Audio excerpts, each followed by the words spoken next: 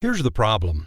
The money we save for retirement in a tax-deductible account, like a 401k, 403b, or IRA, and the money we earn on those accounts is only tax-deferred. Every dollar we deduct now will be taxable later, and we will pay those taxes out of our monthly retirement income 20 or 30 years from now, when tax rates could be much higher. For example, if we save $500 a month in a 401k, 403b, or IRA for 30 years, that's a total of $180,000. And if our money earns 5% each and every year, we can withdraw $2,734 every month for the next 20 years. That's a total of $656,000.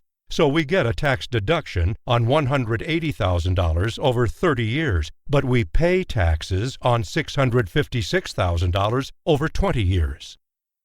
So how can we earn tax-free interest on the money we save and withdraw tax-free income when we retire?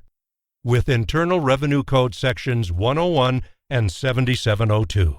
These two provisions of the tax code allow us to earn interest on our money without taxation and withdraw income during retirement, also without taxation. What's more, these special tax code provisions also come with a contractual guarantee to credit our money with an interest rate based only on the growth of an equity market index, like the S&P 500, but without any risk of equity market losses. That's because our money is not actually invested or at risk in the market. The market index is only the basis for the interest rate credited to our money. So when this index increases or gains value within a period of time specified in the contract, an interest rate as a percentage of those gains is credited to your account value. But when the index decreases or loses value, zero interest is credited to your account value, and those index losses are never deducted. However, there is a maximum limit on how much of the index gains can be credited to your account value during the period specified in the contract. So you might not get all of the index gains, but you don't get any of the index losses. For example, if the index increases by 20% during a one-year period, the interest rate credited to your account value might be only 13% or 15%, not the entire 20% gain for that period. But if the index decreases by 20%, even if it loses 30% or 40%, your account value will simply be credited with 0% interest for that year, which means that your interest earnings are always preserved, and your money is always protected from both market losses and taxation. And here's the best part. When you decide to convert your savings into retirement income, the tax code allows you to take the money out as annual tax-free loans that are automatically paid off when the contract terminates at the end of your life.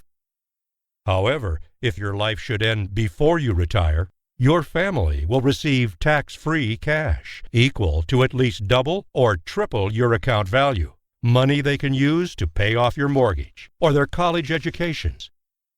And with some contracts, you can also receive tax-free cash if you're diagnosed with a critical illness, like cancer, stroke, or heart disease, or if you are given less than a year or two to live, or when you need nursing home or assisted living care.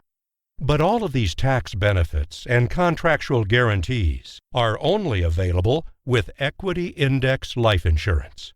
That's right, life insurance, because equity index life insurance is a uniquely tax-efficient financial instrument that can guarantee a lifetime of valuable economic provisions, including tax-free retirement income.